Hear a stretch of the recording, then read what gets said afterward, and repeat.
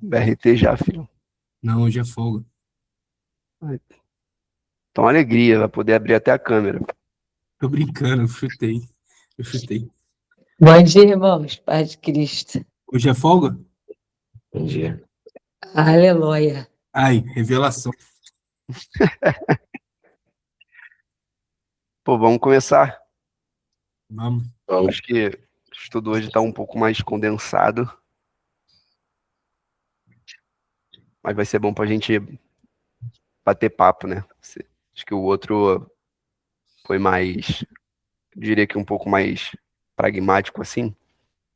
Hoje eu tentei fazer de uma forma que a gente consiga conversar mais. Alguém tem um salmo aí?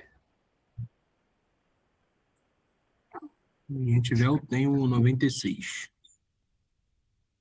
Eu tenho. Salmo 5. Tira 0 e 1 aí para ver quem vai ler. É o 96 teu, cara? É, pode ser o 5. Acho que o 5 a gente nunca leu. O 96 a gente viu? Não Cara, sei. Quem anota aí tem que saber. o Salmo 5 aqui, não tem não. Uma outra Bíblia aqui. Não, 96 o também 5 não. a gente já leu. 96 eu nunca li aqui não. Pelo Vamos menos no não quando eu 96. tava on. Leia e ora, Pepe, então. Ele foi pegar a Bíblia. Salmo 5 foi no dia 16/8. Ô, Fabi, tá em todas. O outro salmo foi qual? Salmo 90? 6. O 5 tá anotado, não tá, Fabi? Tá, É, eu fui consultar a 16/8. Bíblia Antiga. Ah, moleque. Ah, É, na Bíblia Antiga, eu tô sem minha Bíblia Antiga aqui. Deixa eu pegar a minha Bíblia Antiga, porque eu fico mais confortável não, agora. não, fica com essa a nova aí pra tu aprender com a nova. Fica aí. O antiga já, todo Sim. respeito. Pô, tem isso também, né, cara? É, Bíblia antiga a gente tem um carinho, né? tem que deixar longe, senão só usa ela. Pô, do É Alex verdade. parece um, sei lá, mano, um arco-íris, de tanto grifo que ele fez no negócio. Não, tem página, Well, tu não tá entendendo. Não dá pra entender a anotação, tipo, Ah, não é usual, tá ligado? pô, mas eu consigo, eu tenho memória pra ela, tá ligado? É, eu sei como é que é. Lê aí, Pedro. Fala aí, Ramon. Bom Ele tá dia, só de dia ouvir. Ramon, E vai Bom ser dia. qual salmo, afinal de contas? 96. 96. Boa, Fabi. Não seria um problema ler o Salmo 5, né? Inclusive, bom salmo.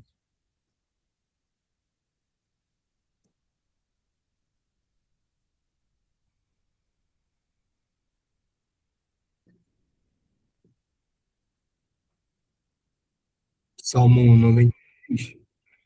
Eu, como a gente tá, acho que o El, Alex e eu, assim, a gente tá estudando mais o Antigo Testamento e acabou que eu caí numa playlist lá do, como é que é o nome daquilo? Bible Simple. É, Aí, né, Bible Project. Bible Project. Aí eu ouvi, aí eu caí num outro negócio no Antigo Testamento, aí eu botei no fone, né? Deixei rolar. Aí eu ouvi tipo um panorama bíblico de crônicas, né? Aí fala sobre esse cântico aqui, em Crônicas 16. Lá o cara fazia uma observação que tinha um salmo e tal. Então, e muito bom, assim. Já tinha ouvido em outro lugar, Projeto Sola. Foi um salmo que me tocou essa semana aí. Vamos orar. E vou orar também aqui, em especial, pela minha filhinha, que passou a noite febril aí desde ontem. A gente acha que é reação da vacina, mas febre em bebê nunca é bom, né? Então, se alguém tiver algum pedido especial aí, pode dizer aí. Alguém?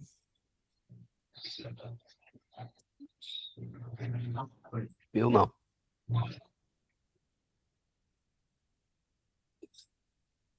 Foi? Cantem ao Senhor um novo cântico. Cantem ao Senhor todas as terras. Cantem ao Senhor, bendigam o seu nome, proclame a sua salvação dia após dia. Anuncie entre as nações a sua glória, entre todos os povos as suas maravilhas. Porque o Senhor é grande e digno de ser louvado, mais temível de que todos os deuses.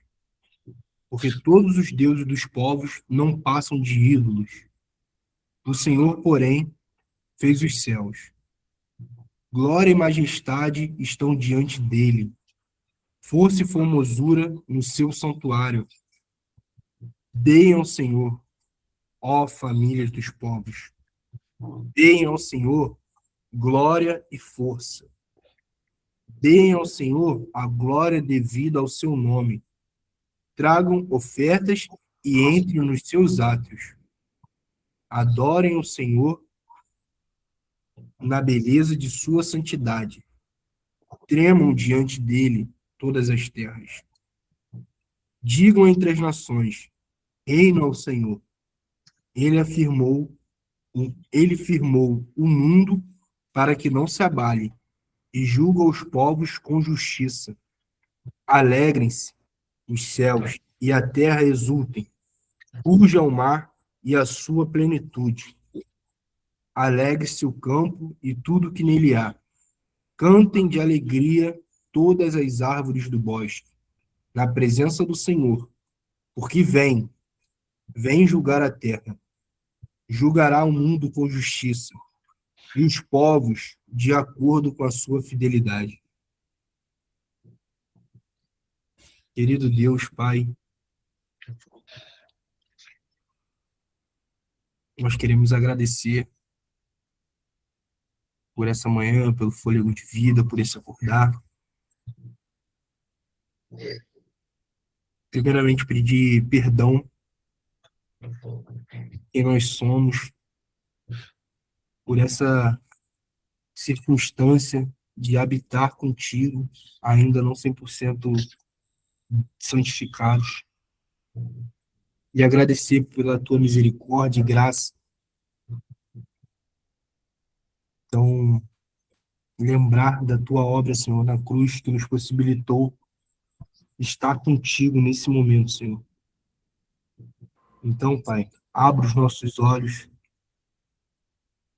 amoliça o nosso coração para esse momento de estudo da tua palavra.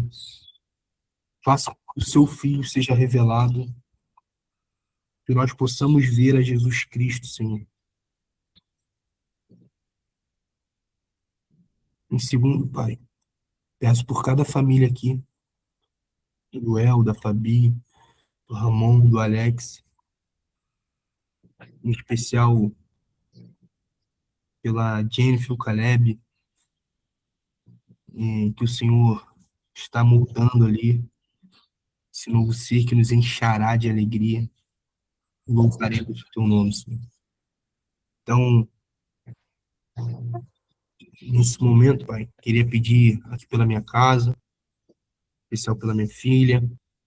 Foi uma noite um pouquinho difícil, que o Senhor cuide da saúde dela, que o Senhor, o que tem poder, né, para curar todas as coisas, que o Senhor nos dê também um senso, né, de entender algumas coisas na cidade.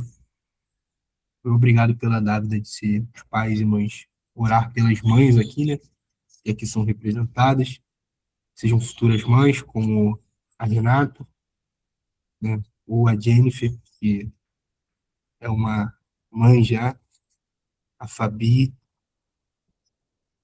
a Julie também, orar por essas mães aqui do Pop, nesse final de semana que nós comemoramos o Dia das Mães. Oro pela minha mãe também, pela mãe do El, do Alex, as respectivas aqui também, para que o Senhor dê saúde, paz, mas que principalmente o Senhor as encontre, Pai. Amém. Principalmente o Senhor se revele a elas. É o que nós te pedimos, Senhor. Todo o nosso coração. Em nome santo de Jesus. Amém. Bem, Amém.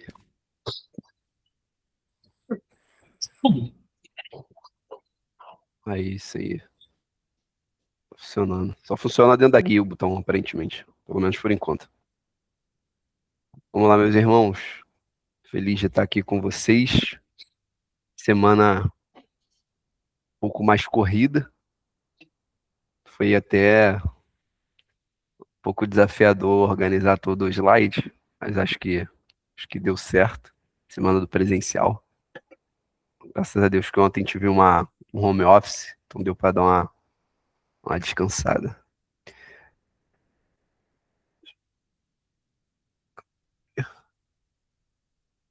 Meus irmãos, a gente está, e aí só para dar um pouco de contexto novamente, né?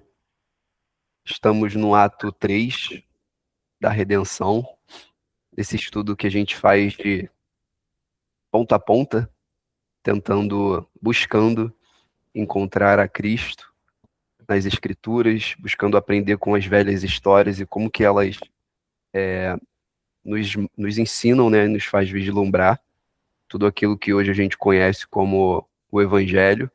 A gente já passou ali pelo ato da criação, falamos de coisas muito interessantes sobre o plano de Deus, sobre a forma como Deus criou todas as coisas. Depois a gente também passou pelo ato da queda, acho que é um estudo bem denso, e eu diria que um estudo bem pouco aproveitado pela nossa comunidade atual. É um estudo bem rico, a gente aprender sobre como que, como que os nossos pecados e sobre como o que é pecado configura para nós, enfim, até os nossos menores hábitos que a gente tem hoje e como que isso se torna tão mais glorioso, né? Como isso se torna tão mais glorioso a própria redenção que a gente, graças a Deus, hoje conhece.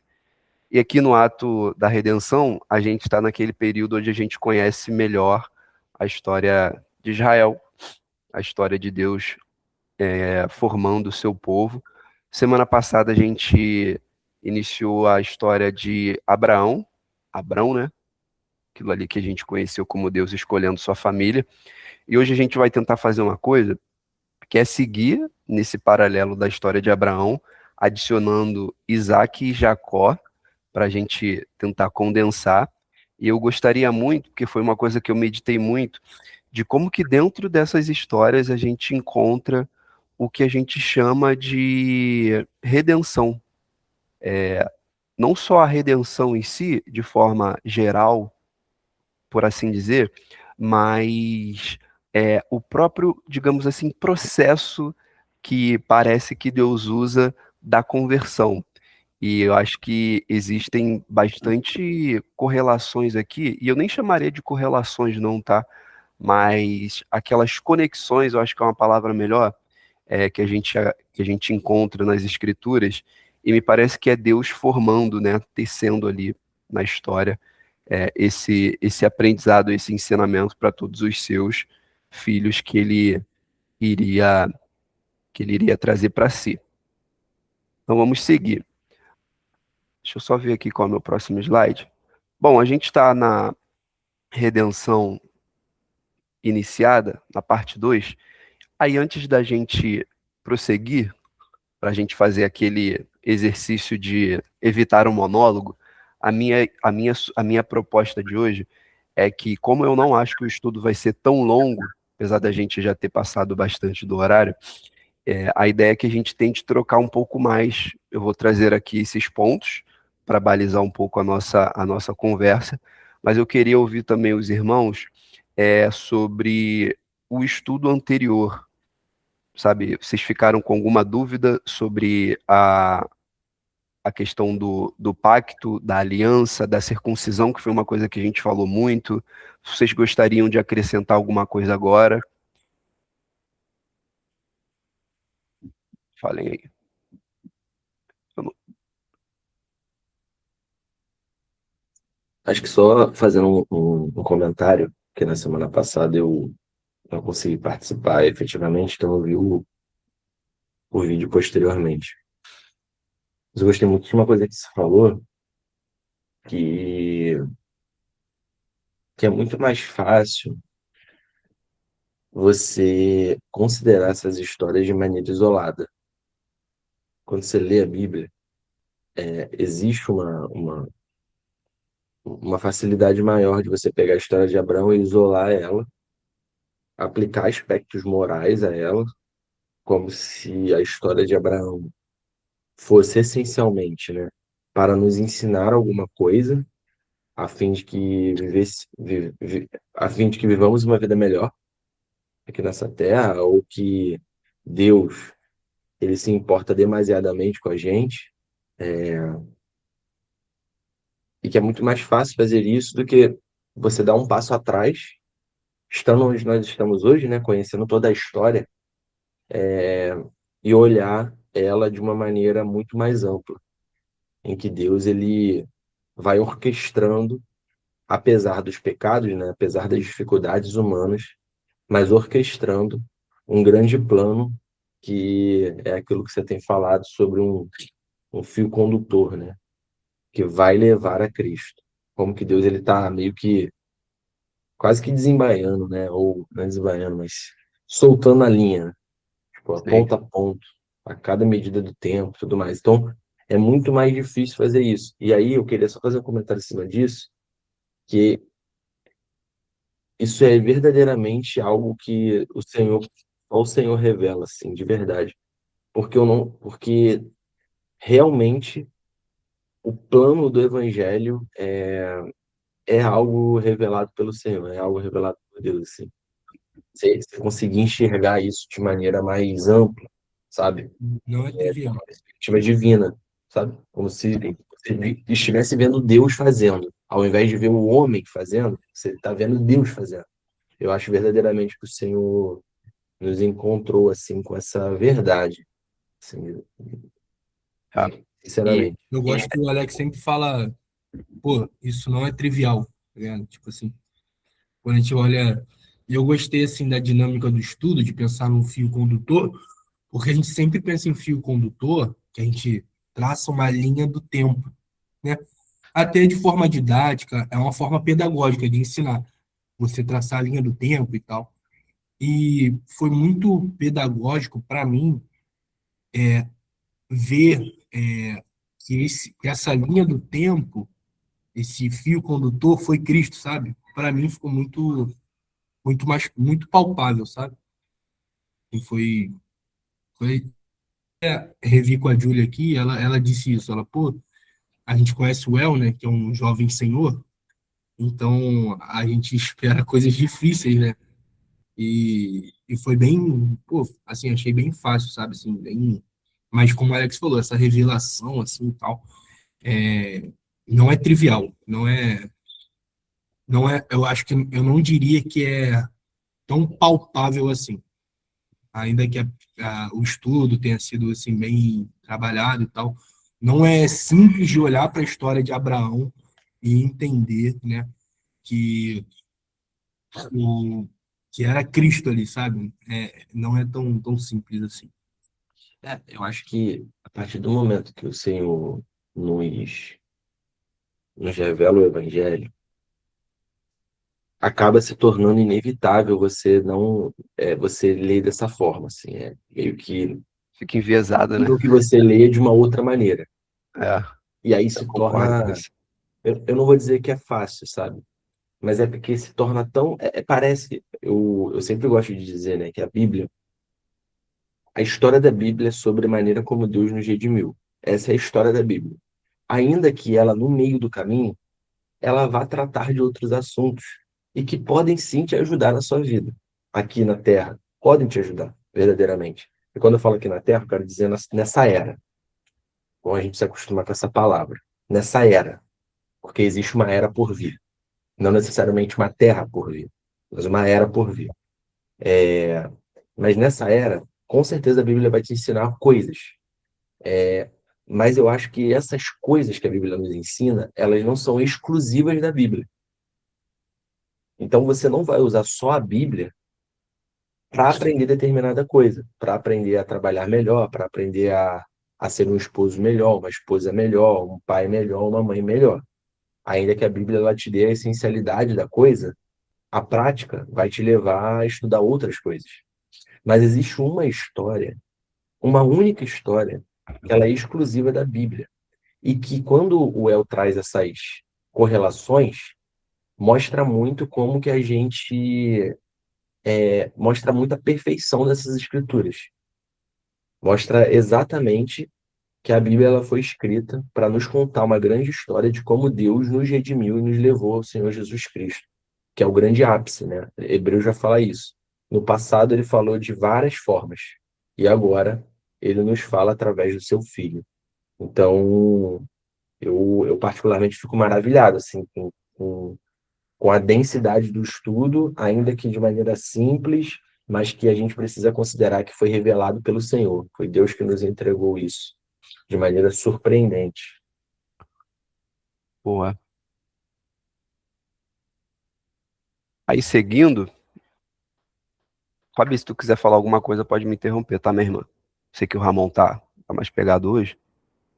Seguindo, depois a gente volta aqui só para condensar a atualização, digamos assim, do fio condutor, mas como a gente já havia falado antes, a gente está tentando entender com o que a gente chama de história patriarcal, como que Deus ele foi construindo, né, essa visão para a gente.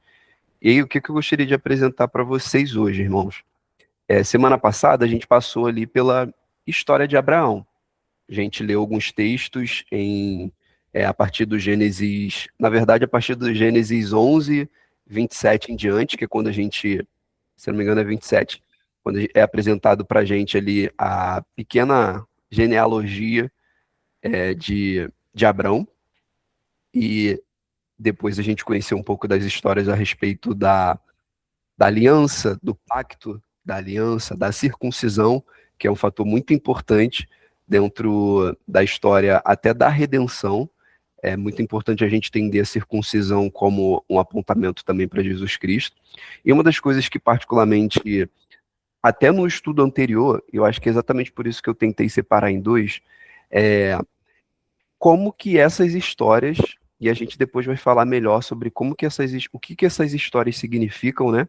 Essas histórias de Abraão, Isaac e Jacó, como que essas histórias montam para nós o próprio, eu vou chamar de processo, irmãos, apesar de não ser a melhor palavra, tá? Eu só quero dar um nome que simplifique para a maioria das pessoas que Deus estava estabelecendo eu não vou dizer um padrão, mas Deus estava estabelecendo o modo como ele queria ou quis proporcionar aos homens a sua redenção, a sua salvação. Deus ele faz isso de uma determinada maneira, apesar de todos nós aqui concordarmos que o Senhor é soberano para fazer e usar todas as ferramentas que ele tem ao seu dispor.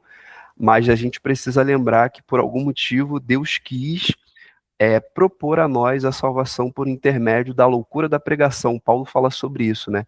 Então, o evangelho precisa ser pregado. Eu não estou dizendo que se o Senhor quiser salvar alguém sem necessariamente um porta-voz do evangelho, isso não possa acontecer. Não estou dizendo isso. O que eu estou dizendo é que o Senhor deixou para nós escrito que ele salva através da pregação do evangelho. É isso que eu estou dizendo. Então é muito importante e muito mais feliz nós seremos se nós entendermos o evangelho, seja na perspectiva do Velho Testamento, que é quando a gente tem ali, digamos assim, as histórias sendo contadas e montando para nós esse cenário, ou no Novo Testamento, que maravilhosamente nós vemos através de Jesus Cristo, essas histórias ganhando cores, eu diria isso. O Evangelho ganha cor no Novo Testamento, especialmente pelo nome que a gente recebe, Jesus Cristo. Essa é a nossa cor mais brilhante. Então, pensem comigo de que, primeiro, para a gente entender essa lógica que eu tentei deixar aqui, eu gostaria de ler Romanos 8, 30. Eu até deixei escrito aqui para facilitar. E olha o que diz. E aos que predestinou, a este também chamou. E aos que chamou, a este também justificou. E aos que justificou, a estes também glorificou. Eu não quero entrar aqui no mérito do ensino ou de todas as dificuldades que a gente tem, e eu reconheço, irmãos, que é um assunto muito difícil. A gente não precisa tentar entender ele completamente, de como que Deus organiza a sua predestinação, a sua eleição e todas essas coisas que são maravilhosas e que a gente precisa humildemente reconhecer que nós não teremos tanta capacidade assim de tirar todas as dúvidas e de equilibrar todos os pontos que para nós é difícil. Mas fato é que a gente vê isso dentro dessas histórias desses homens. Nós vemos Abraão sendo predestinado soberanamente por Deus nas Escrituras. Nós vemos Abraão também soberanamente, e isso fica mais claro para a gente em Gênesis 12, Abraão sendo chamado por Deus, ninguém pode negar isso. E também, um pouco ainda mais maravilhoso, na minha visão, nós vemos Abraão sendo justificado. Em Atos 7, 2 ao 3, nós vemos esse relato, em Gênesis também, de como que a fé de Abraão, de quando Abraão creu em Deus, aquilo foi imputado como justiça. E é importante que os irmãos entendam que essa imputação de justiça é quase como uma definição de justificação, porque a nossa justificação ela não é baseada nos nossos próprios méritos, ou nas nossas próprias obras. E é isso que a gente aprende também, basicamente através da soberana obra do Senhor Jesus Cristo e do seu Evangelho, nós recebemos os seus méritos. Então, quase como se Deus estivesse montando para nós esse vislumbre. Olha o que eu vou fazer por vocês. Olha como vocês não têm todos os méritos. Olha como vocês não conseguirão. A lei ainda não estava sendo, ainda não havia sido revelada. Mas olha como vocês não conseguirão satisfazer todos esses, vou usar essa palavra, tá? Critérios, todas essas qualidades, eu acho que é uma palavra melhor. Então o Senhor, maravilhosamente, a gente falou disso um pouco no estudo passado, o Senhor maravilhosamente imputa sobre nós a justiça de Cristo. Então é muito legal e é importante que a gente olhe para essas histórias na perspectiva da redenção, da conversão, da regeneração, da justificação, porque é Deus estabelecendo o modo como ele salvaria os seus. Isso ficou claro para vocês aqui? Quando a gente olha para Romanos 8:30? Boa, Fabi. Então vamos seguir, montando esse, eu posso dizer, montando essa base aqui da, de Romanos 8:30, e eu particularmente fiquei muito feliz quando... Ih, minha mãe está aqui. Bom dia, mãe, não tinha visto a senhora entrando, Bom por causa dia, meu filho. do slide aqui compartilhando, que bom tê-la aqui. Amém. Tá muito bonzinho, meu filho. Cristina, bom dia. Bom dia a todos. É que eu trabalhei no Rio, hoje eu tô bem quebrada. Cansada, né, mãe? Tudo bem. Ainda vou voltar pro Rio hoje ainda.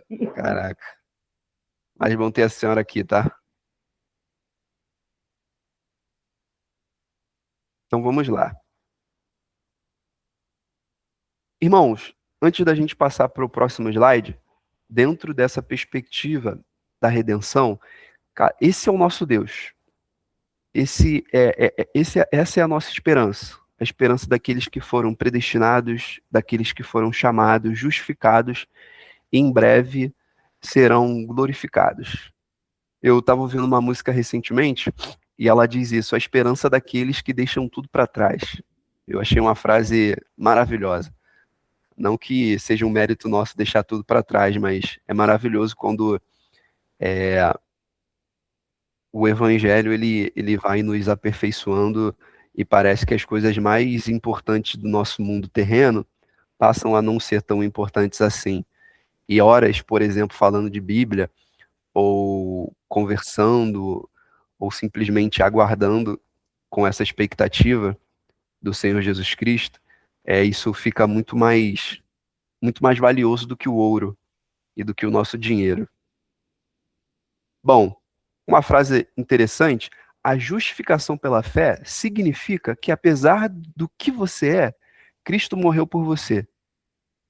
Frase do nosso antigo amado irmão Martin Lloyd Jones. Qualquer dúvida Cara, é uma ótima frase, condensa muito o que a gente quer tratar hoje aqui, tá? As histórias que a gente conhece, essas mais famosas de Abraão, Isaac e Jacó, entra um pouco de José, e aí só um adendo, eu iria falar de José, mas eu tive a impressão de que esse estudo aqui trata mais sobre a conversão, né, dos novos crentes, digamos assim, eu vou tratar dessa forma. E me parece que a história de José já mostra apesar da ingenuidade às vezes de José, pelo tratar da história, já me parece mais já um convertido, um pouco mais maduro, principalmente sobre o desenrolar. Então, eu vou tentar adicionar José em um outro momento, de algum estudo que a gente possa ter. Fala aí, Alex. Quando você tava falando essa frase, cara, ela é bem especial, assim. Essa semana, lá na igreja, a gente falou sobre o amor de Deus. Texto lá de 1 João, capítulo 4 verso 8 e afins. A gente falou sobre o amor. E a gente teve uma discussão lá, que é essa ideia que muitas das vezes a gente constrói, e obviamente a gente constrói com base em narrativas, assim, né, em pessoas repetindo uma coisa e acaba se tornando uma verdade. Por exemplo, que Deus nos ama como nós somos. Até pela questão dele ter entregue seu filho na cruz e tudo mais, isso acaba criando uma sensação de que Deus ele não mediu esforços, ou melhor, ele não se importou com a natureza que nós temos. E em um certo sentido, isso é uma verdade, mas quando você vai entrando na Bíblia, você vê que isso não é uma verdade total.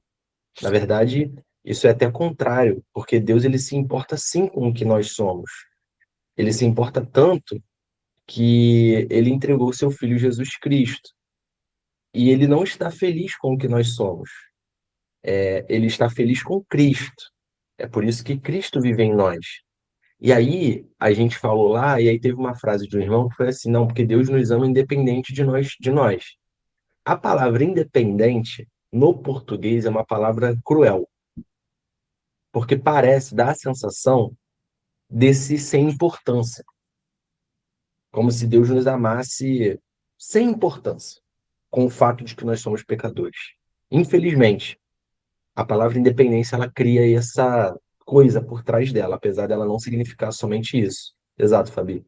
Então, para mim, a palavra que mais reflete a ideia do amor de Deus nesse sentido é apesar, não é independente.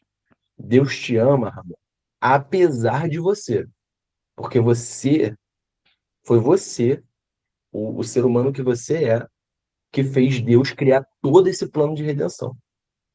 Porque você só existe um plano de redenção porque existe um pecado antes. Então eu amo essa palavra apesar, porque ela reflete muito mais a ideia do evangelho e da regeneração. Porque se Deus chamasse como você é, Deus não te deixaria da mesma forma. Ou seja, se a santificação existe, é porque Deus não quer que você seja o que você é. Deus quer que você seja Cristo. Porque Deus é pai de Cristo, não pai nosso. Ele não é o nosso pai porque é o meu pai Alex, é o pai do Alex, é o pai do El, o pai do Pedro. Não. Ele é pai de Cristo. E quando estamos em Cristo, por isso somos chamados de cristãos, temos um pai. Temos o mesmo pai.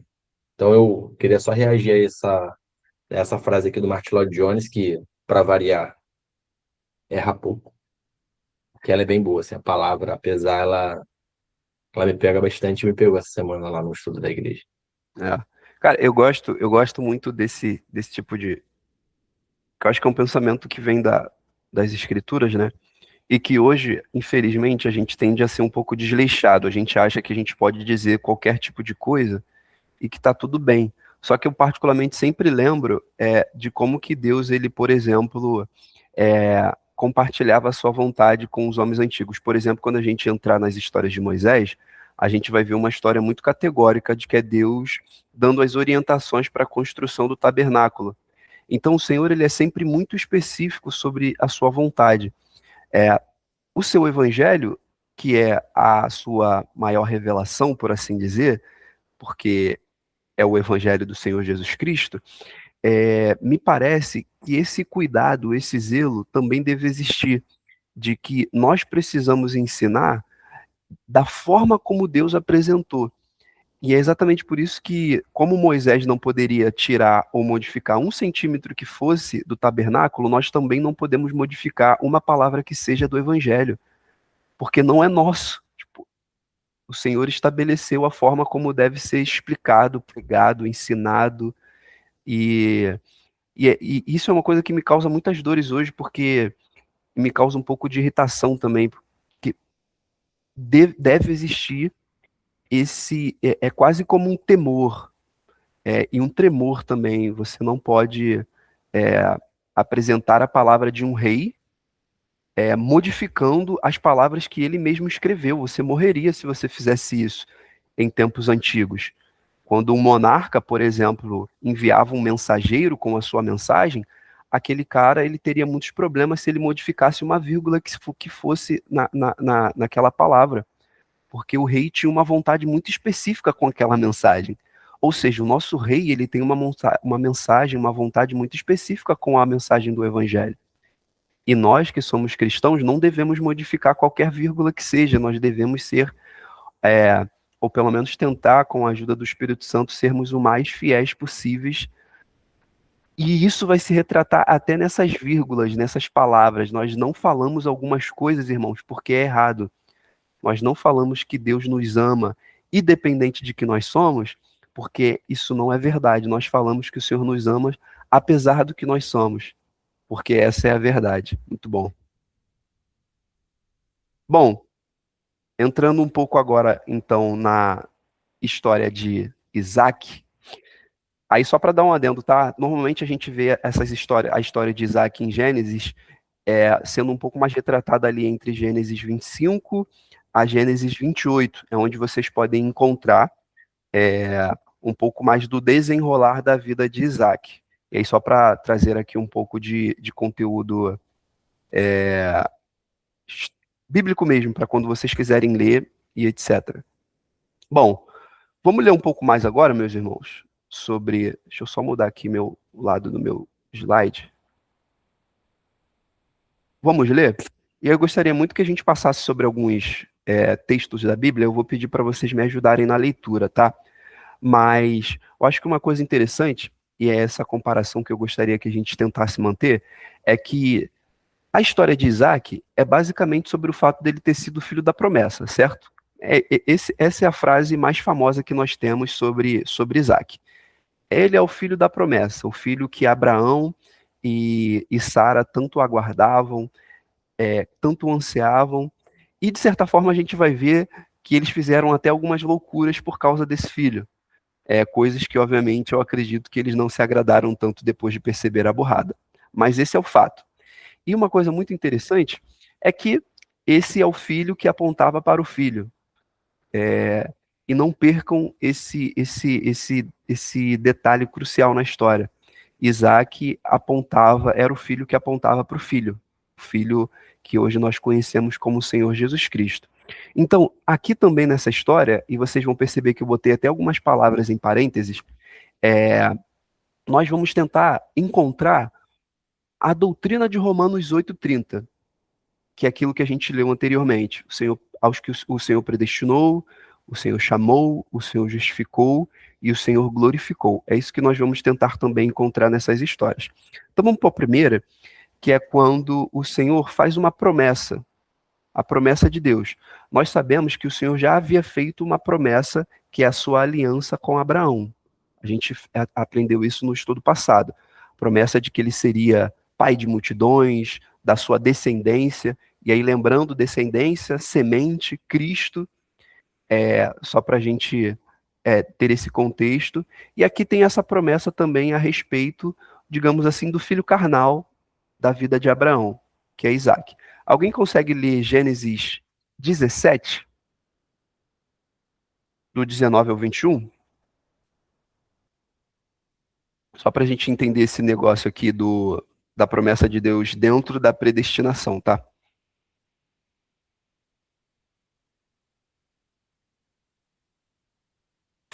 Eu leio aqui. Lê aí.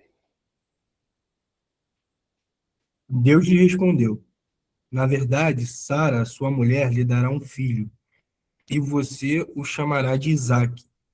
Estabelecerei com ele a minha aliança, aliança perpétua para a sua descendência. Quanto a Ismael, eu ouvi o pedido que você me fez. Vou abençoá-lo, farei com que ele seja fecundo e o multiplicarei extraordinariamente. Ele será pai de 12 príncipes, e dele farei uma grande nação. Mas a minha aliança eu estabelecerei com Isaque, o filho de Sara, dará a luz para você, neste mesmo tempo, daqui a um ano. Amém. Eu não vou entrar aqui muito nos méritos de Isaac e Ismael, irmãos, mas eu vou deixar uma sugestão e depois eu mando o link lá no nosso grupo, que é uma pregação do Charles Spurgeon, e provavelmente ele vai fazer isso muito melhor do que eu, que ele explica a velha e a nova aliança dentro dessa perspectiva, tá? De Ismael e Isaac. É uma pregação maravilhosa, depois eu mando lá para vocês. Mas o que eu gostaria de destacar dentro aqui é que novamente a gente vê Deus reafirmando ou afirmando a sua promessa. E eu gostaria de lembrar que quando a gente fala de aliança, A loja está tocando.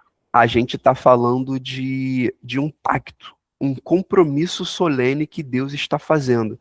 Então, é uma responsabilidade que Deus está assumindo de cumprir com a sua palavra. E aí, uma coisa muito interessante quando a gente prossegue na história de Isaac é que depois, conforme o tempo vai passando, a gente vê esse casal a gente vê novamente ali o pecado em querer assumir o papel de Deus, de ser o cumpridor da promessa, de ser o executor da promessa. E aqui fica claro para a gente a doutrina da queda, o pecado presente, a gente falou muito disso nos estudos anteriores, principalmente no ato da queda, e a justificação. E aí a gente vai entender um pouco mais sobre a justificação. E a gente percebe isso na história de Abraão, Sara e Isaac, quando a gente vê Sara tentando e assumindo que ela precisa colaborar com Deus para que a promessa seja cumprida. E a gente vê isso quando ela pega ali a Agar, a sua serva, e dá a Abraão, para que então ela gere um filho e etc. Todo mundo aqui, a maioria pelo menos conhece essa história. E então a gente vê Ismael nascendo, que é daí que vem, tá? Ismael, nascido da serva de Sara, e a gente vê essa sutileza de quase como Sara querendo participar do processo de justificação, que é uma obra totalmente soberana de Deus. Deus não precisa da sua ajuda. E é legal porque a gente pode fazer um paralelo, e a gente vai ler esse texto, com Eva e a serpente. Como que palavras muito sutis e como que pensamentos, quase como validadores, bom, eu só quero facilitar o processo aqui. Eu sei que Deus prometeu um filho. Como ele não disse, como eu não sei especificamente como isso vai acontecer sendo eu velha, cara, eu quero ajudar. Então eu vou dar a minha serva mais jovem para o meu marido, ele vai ter um filho, logo eu estou ajudando o Senhor a cumprir com a sua promessa. E aí, alguém consegue ler Gênesis 3, do 1 ao 7? Que meta aqui? O 7, né? É. Ora, a serpente era o mais astuto de todos os animais selvagens que o Senhor Deus tinha feito. E ela perguntou à mulher: Foi isto mesmo que Deus disse? Abre aspas. Não comam de nenhum fruto das árvores do jardim? Respondeu a mulher à serpente: Nós podemos comer do fruto das árvores do jardim. Mas Deus disse, abre aspas, não comam do fruto da árvore que está no meio do jardim, nem toquem nele. Do contrário, vocês morrerão. Disse a serpente à mulher: Certamente não morrerão. Deus sabe que, no dia em que dele comerem, seus olhos se abrirão, e vocês, como Deus, serão conhecedores do bem e do mal. Quando a mulher viu que a árvore parecia agradável ao paladar, era atraente aos olhos e, além disso, desejável para dela se obter discernimento, tomou do seu fruto, comeu-o e o deu a seu marido, que comeu também. Os olhos dos dois se abriram e perceberam que estavam nus. Então, juntaram folhas de figueira para cobrir-se. Amém. Então veja, meus irmãos, que aqui, novamente, Sara assume, ou melhor, presume que precisa colaborar com Deus. A gente vê isso de forma até um pouco presunçosa, fazendo essa correlação.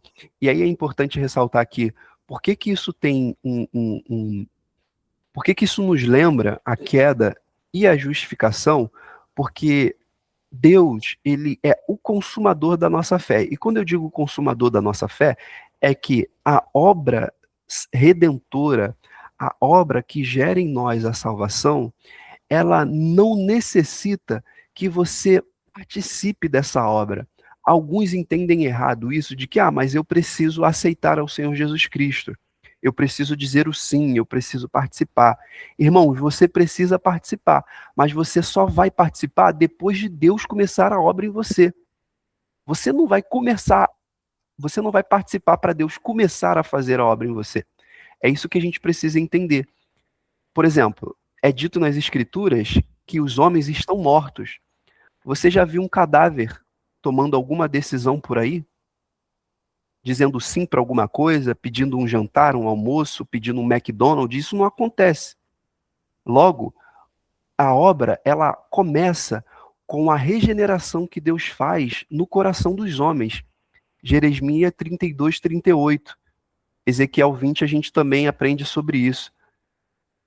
Então, eu coloquei até esse texto aqui e olham o que diz: olhando para Jesus, o autor e consumador da fé, o qual, pelo gozo que lhe estava proposto, suportou a cruz, desprezando a afronta, e assentou-se à destra do trono de Deus. Hebreus 12, 2. É ele quem opera essa obra em nós. Logo, não sei se a intenção de Sara era boa, eu presumo que não, tá, irmãos? Porque Deus deixou bem específico o que ele ia fazer. Mas logo, Sara poderia descansar na sua velhice. Ela poderia ficar tranquila de que o Senhor iria fazer. A mesma fé que imputou a Abraão justiça, poderia ter feito o mesmo nela. Ela não precisava de Agar. Com perdão a Ismael, ele não precisava ter vindo, porque a promessa estava fundamentado no filho Isaque. Fala aí antes de eu seguir. Bom, só queria fazer uma pausa aqui, principalmente para a galera que está podendo falar e tal. Mas, irmãos, vocês conseguiram entender essa verdade até aqui do que o Al está falando? Principalmente essa parte, porque isso é muito central, assim. Eu queria só fazer essa pausa, só para a gente não, talvez, não chegar no final do estudo e a gente ainda ficar com alguma dúvida, numa parte que é muito central dele. Queria só pegar esse retorno, né? Sogro, Dona Cristina, Fabi, Ramon, vocês conseguiram entender a centralidade dessa mensagem aqui? Não vou mentir para vocês. Bom dia, meus amados.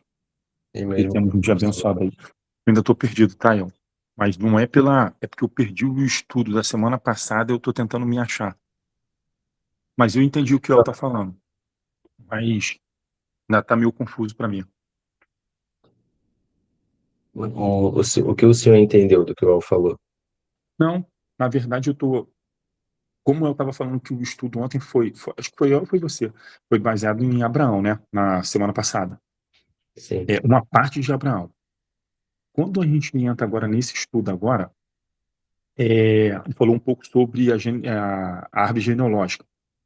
Quando a gente entra agora, Deus é o consumador da nossa fé, mas vamos lá, foi antes que o Elton estava falando, peraí. Como que eu posso explicar isso a vocês? Eu posso dar minha posição no final do estudo? Pode ser? Melhor? pode, senhor, pode. Só é importante, assim, é só a gente parafrasear o que o El falou. Não há nenhuma, não há nenhuma possibilidade de colaborarmos com o grande plano de Deus, apesar de Deus nos conceder a graça de participarmos. mas não há possibilidade de iniciarmos esse processo e nem de continuar esse processo sozinhos. Deus, ele sempre inicia o processo em nós.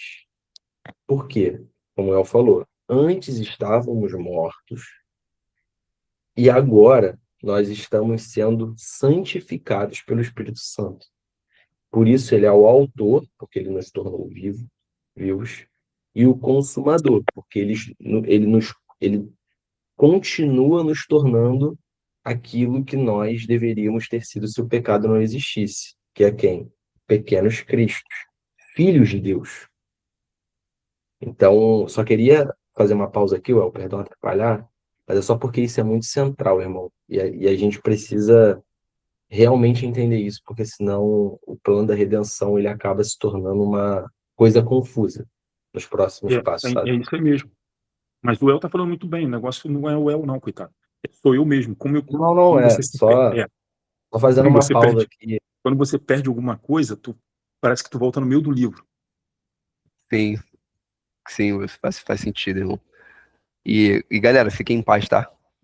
Terão coisas que a gente não vai conseguir entender, tipo, tão facilmente, não. E aqui não tem deuses aqui, não. Tipo, eu particularmente acho que eu levei, e aí, dado a graça de Deus, acho que eu levei aí uns 3 anos para conseguir, 3 ou 4 anos, pelo que eu me lembro de quando essas verdades o Senhor começou a me apresentar, para começar a entender uma pequena parte ali. Esse é o evangelho do nosso amado rei. E apesar de uma criança poder entender, existe um paradoxo aqui, de que a gente precisa ruminar, a gente precisa meditar, a gente precisa refletir, porque são verdades muito importantes. E aí, continuando, a gente vai repetir um pouco sobre isso, de Deus como autor e consumador. É legal a gente fazer um paralelo aqui sobre essa atitude de Sara e até da permissão de Abraão, que loucura, né? Que Abraão não falou, não faremos dessa forma. O Senhor garantiu que você daria um fruto, o filho, viria de você e de mim. Então vamos lá. A gente vê a fidelidade de Deus. Apesar apesar dos erros dos homens, dos seus pecados, nós vemos Deus se mantendo fiel por amor de seu nome. Eu vou ler aqui para vocês. Esse eu tinha deixado. Boa, Fabi. Tem medo de dizer não, né? Não é possível. A, a psicologia sistêmica diria que isso aí vem de família. Abraão ali repetindo os passos do seu velho pai, Adão.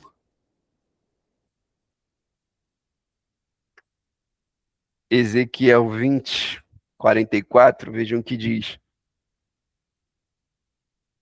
Só para a gente entender esse negócio de Deus mantendo a sua promessa apesar dos erros e das falhas humanas. E aí, Deus estabeleceu uma promessa muito específica conosco, tá, meus irmãos? E sabereis que eu sou o Senhor quando eu proceder para convosco por amor do meu nome. Não conforme, olha essa palavra, olha o que Deus está dizendo, não conforme os seus maus caminhos, nem conforme os seus atos corruptos, ó casa de Israel, disse o Senhor Deus. Então, tipo, o meu condicionamento de manter a minha promessa não é baseado, não é condicionado ao que você faz, apesar de que o que você faz é muito importante para mim, porque eu vou corrigi-lo. Mas 20:44. Mas o meu condicionamento é o amor ao meu nome. As promessas que eu fiz, lembram do pacto solene? É um compromisso estabelecido. Deus não irá voltar atrás. E esse fato, novamente, principalmente dentro dessa história específica aqui de Sara entregando Agar a Abraão, esse fato, novamente, nos mostra a própria redenção. Porque quando o Senhor justifica, ele também glorifica. E, meus irmãos, não pensem que o processo de santificação, ele é um processo do caminho do arco-íris até o pote dourado. o caminho que a gente percorre é um caminho estreito. E a nossa comunidade evangélica esqueceu que o caminho é estreito. E eu não sei se vocês já passaram por um lugar apertado, é muito desconfortável. Não é bom. Tipo, é difícil. Vai ter momentos que você vai ficar um pouco entalado, vai ter momentos que você não vai saber muito bem o que fazer. Vai ter momentos que você vai sentir que você não consegue respirar, porque o caminho é estreito. Vai ter momentos que o seu dedinho, mindinho do pé, vai bater na quina de algum lugar, você vai sentir dor, você vai ficar irritado. Logo, você vai cometer muitas burradas, assim como Sara e Abraão. Porém, Deus, soberanamente, é o que opera em nós o querer e o efetuar, como a gente aprende em Filipenses 2,13. Logo, essa soberania de Deus traz para nós essa alegria de que a nossa santificação, de que a nossa salvação, ela não está firmada naquilo que a gente faz. Apesar de que hoje, graças a Deus, a gente se importa muito com as nossas atitudes. Mas essa não é a essência da coisa. A essência da coisa não são os seus pensamentos ruins dessa semana. A essência da coisa é que agora, com o novo coração, você se sente mal por ter esses maus pensamentos.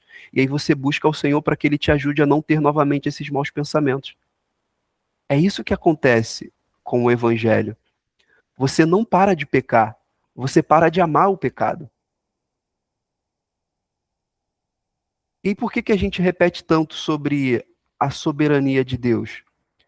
A gente repete tanto sobre a soberania de Deus, meus irmãos, porque quando a gente lê essas histórias, essa não é a história de Abraão, Isaque e Jacó. Essa é a história de Deus Pai tecendo a história que aponta para o Deus Filho, enquanto ele usa Abraão, Isaque e Jacó. E isso é uma coisa maravilhosa, porque eu tenho certeza que Abraão, Isaque e Jacó estavam maravilhados e se sentindo privilegiados de estarem fazendo parte do grande plano da redenção. Da mesma forma que os profetas queriam e ansiavam por ver mais claramente as promessas que o Senhor compartilhou com eles. Deus não estava preocupado em fazer a história desses homens darem certo. E a gente vai ler uns textos agora. Deus estava soberanamente tecendo a história que aponta para o Cristo. Não havia uma preocupação de Deus. Será que isso aqui vai dar certo? Será que Abraão vai me decepcionar? Será que Noé vai terminar de construir a arca? Não existia nenhum risco na conclusão da história de Deus. Isso não acontece, meus irmãos. Talvez possa acontecer conosco, quando a gente fica preocupado se o nosso plano vai dar certo.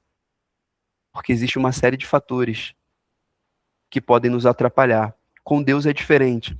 A série de fatores que nos atrapalham podem ser e são ferramentas que o Senhor usa ao seu favor. Então, o caos, por exemplo, da raça humana, não é para Deus um empecilho no caminho. Pô, ótima frase, Fabi. Deus não tem ansiedade. Então, vamos ler agora, irmão, só para que fique fixado em vocês esse negócio de soberania de Deus. E aí lembrem, quando vocês quando a gente lê esses textos de soberania, lembrem disso. Deus soberanamente me salvou, sem eu precisar participar da salvação. Alguém consegue ler primeiro aí Isaías 45, versículo 7 e 9? Eu vou abrir em Efésios. Alguém pode abrir em Mateus, no capítulo 10, versículo 29 e 31. Colossenses também. Enfim, os textos estão aqui. Se vocês puderem me ajudar nessa organização. Isaías 45? 45, 7 ao 9, minha irmã. Eu vou de Colossenses aqui, Pepe. Já abri aqui, quer que leia? O Fabi vai ler. Vai ler, Fabi? Vou ler o Isaías. Tá. Não, já estava aberto também. Pode ler. Pega Mateus, ô Wilson, Mateus 10, que aí tu lê o próximo, depois de Efésios. Mateus 10, 29 a 31. Lê aí, Fabi. Eu formo a luz e crio as trevas. Mando as bênçãos e as maldições. Eu, Yahvé, faço absolutamente tudo. Gotejai, ó mais elevados céus, fazeis com que chova a justiça, derramem-na em abundância nas nuvens, abra-se a terra e a produza a salvação. Ao mesmo tempo, faça a terra brotar a retidão. Eu, Yahvé, o Senhor, a criei. Ai daquele que peleja contra seu Criador, daquele que não passa de um mísero caco entre os muitos cacos espalhados pelo chão. Porventura, o barro pode reclamar que é isto que estás modelando. Será que a obra que fazes pode protestar? Tens experiência? Mostra as tuas mãos. Amém, minha irmã. Então, soberania de Deus, tá? Aí vejam o que... Pô, esse texto, ele é maravilhoso, cara. Tipo, é texto barra salmo, né? Pode até transformar em cântico. Aí vejam, paralelamente, o que diz Efésios 1:11. Nele, digo, em quem também fomos feitos herança, havendo sido predestinados, e aí olha essa frase, conforme o propósito daquele que faz todas as coisas segundo o conselho da sua vontade. Soberania de Deus. Tipo, irmãos, não existe quebra-mola no caminho de Deus. Tipo, não existe isso. Lê aí, Wilson, por favor, meu irmão. Mateus 10, do 29 ao 31. 10, 29 e 31.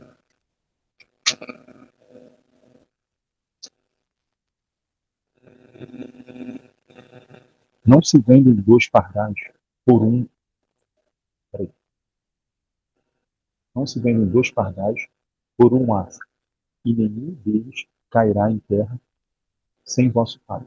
Mas os próprios cabelos da vossa cabeça são todos contados. Portanto, não temais, mas valei vós do que muitos pardais. Portanto, não passa só isso, né? Portanto, não temais, mas valei vós do que muitos pardais. Amém. É isso. Soberania de Deus, irmãos. Até os cabelos da cabeça do Alex estão contados. É soberania de Deus. O que seria aça por um aça? Entendi. Não se vendem dois pardais por um aça. Seria. Cara, eu não lembro o que é asse. Sabe aí, Lélio, o que é isso? Não, eu vou pesquisar aqui para você. Eu não lembro o que é asse.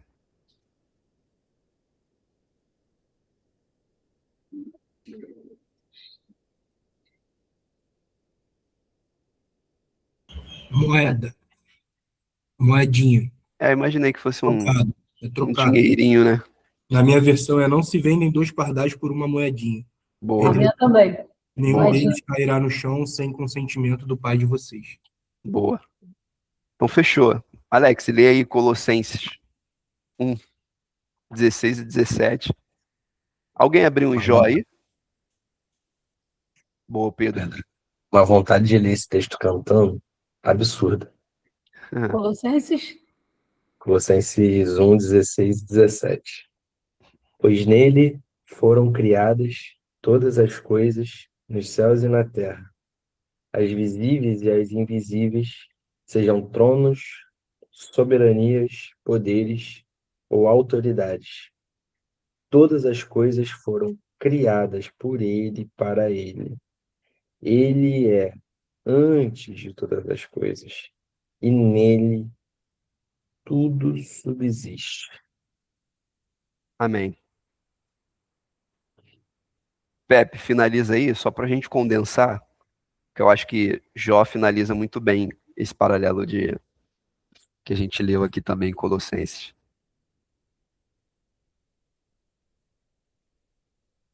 Jó 42, 2.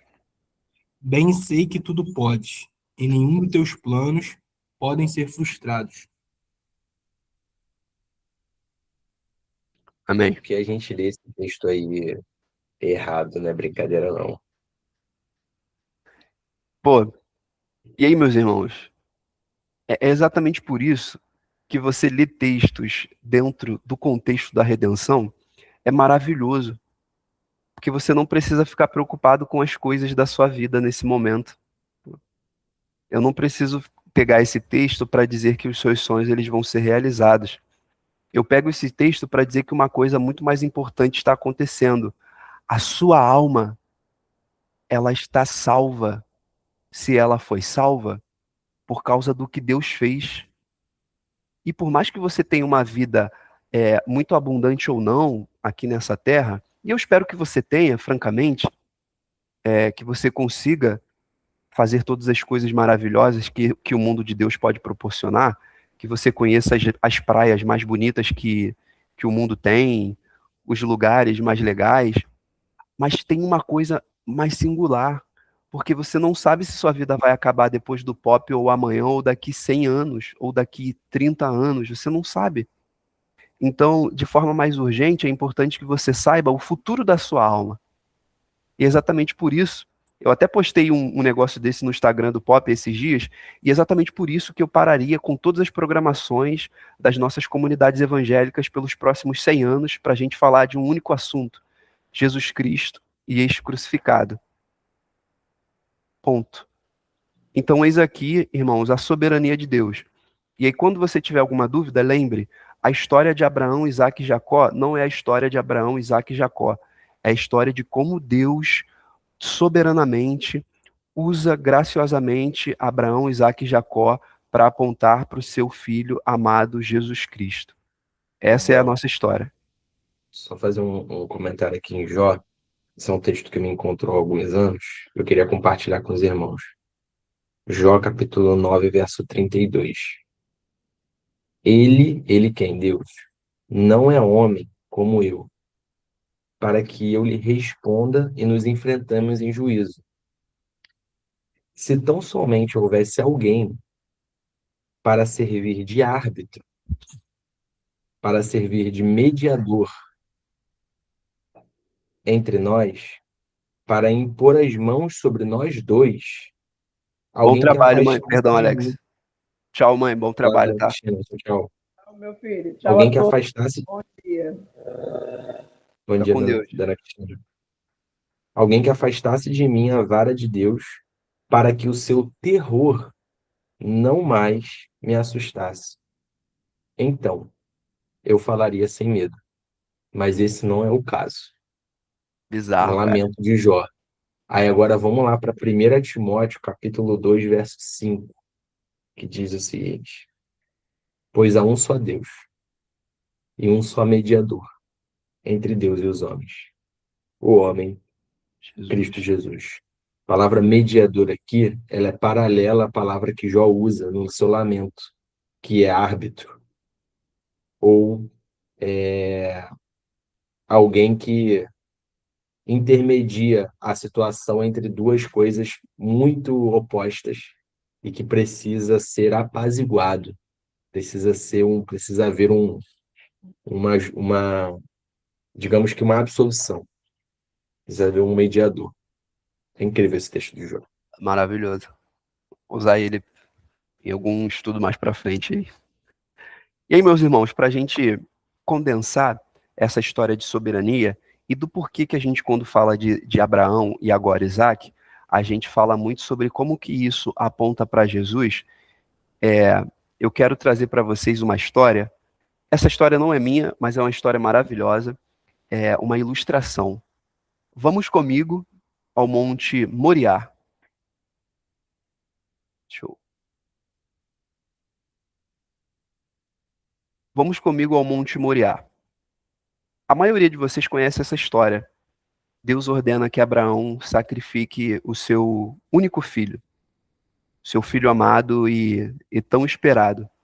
E aí a gente vê que ambos caminham em direção ao monte, o monte onde haveria de Abraão sacrificar o seu filho. E o menino pergunta sobre o cordeiro, ao que Abraão responde: Deus proverá para si o cordeiro. Eu, particularmente, posso imaginar ambos caminhando em silêncio, talvez com aquele terror eminente do que viria a acontecer. E, bom, Isaac não parece oferecer qualquer tipo de resistência quando Abraão coloca sobre a lenha que estava preparada para o holocausto. Então Abraão empunha o cutelo, a faca, para imolar o seu único filho, ao que no momento final, no último momento da história, quando Abraão ia sacrificar o seu filho, a gente ouve o brado de Deus interrompendo o homem, e depois a gente vê que Deus havia provido o cordeiro. Bom, a maioria de nós fica muito feliz com o final dessa história, que é um belo final para essa história. Só que não era o final, era o intervalo. Porque milhares de anos depois, nós vemos o Deus Pai pegando o seu único filho, o seu filho amado, colocando ele sobre a lenha, preparado para o holocausto. Ele pega o cutelo da mão de Abraão e então ele enfia sobre o coração do seu filho, Jesus Cristo. Esse é o final da história. É isso que a gente aprende com a história desses velhos homens. É isso que Deus está nos mostrando. O sacrifício que Ele mesmo faria em Jesus Cristo por nós e para nos redimir dos nossos pecados. E o nosso Senhor, obviamente, não se permanece morto. Eu esqueci o texto que fala sobre isso, mas eu acho que é Atos, em que não seria possível que a morte o retesse. E ao terceiro dia, ele ressuscita e se assenta à direita de Deus Pai. Então, talvez seja difícil para a gente sempre encontrar Jesus Cristo em alguma história do Velho Testamento, mas eu espero que a partir de hoje seja um pouco mais fácil para todos nós, porque eu garanto a vocês, Jesus Cristo está em todas as histórias do Velho Testamento, ou melhor, todas as histórias do Velho Testamento é sobre Cristo. Por exemplo, Sansão. A história de Sansão não é sobre um homem muito forte. A história de Sansão é sobre Jesus Cristo, nosso baluarte firme, a nossa rocha inabalável, que venceu todos os nossos inimigos. Essa é a nossa história. Agora, para a gente seguir, deixa eu passar aqui meu Cristo. E aqui, irmãos, a gente chega perto do fim e passaremos, novamente, finalizamos Isaac, predestinação, chamado, justificação, assim como a gente viu na história de Abraão, e glorificação, talvez não ainda. Está chegando, muito em breve. E aqui, novamente, ou melhor, dando sequência, a gente vê a história de Jacó. Aqui a gente vê a sequência das promessas de Deus, mas na minha visão, irmãos, eu acredito que a gente vê ela de uma forma um pouco mais maravilhosa. Eu não sei se todos lembram quando eu também contei essa ilustração, eu acho que eu falei sobre isso semana passada, do porquê que eu particularmente acho que é muito mais maravilhoso quando a história é retratada sobre um homem totalmente ruim, usurpador, que era Jacó. Jacó era filho de Isaac e Rebeca, só para vocês terem um pouco de informação histórica também, tá?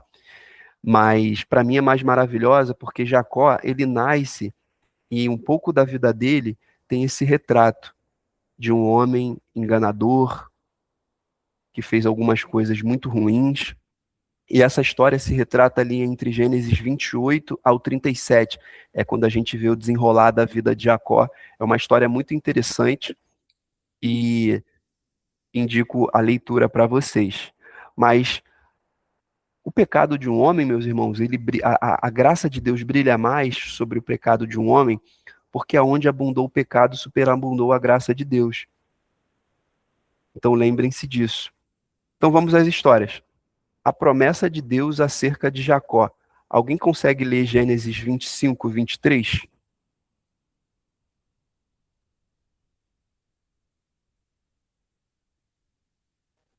Gênesis 25, 23. 23. E o Senhor lhe disse: duas nações estão no teu reino, e dois tipos de povos se dividirão. Das tuas entranhas, e um povo será mais forte do que o outro povo, e o mais velho servirá ao mais novo. Bem. Seria só para ele só, né? Só esse.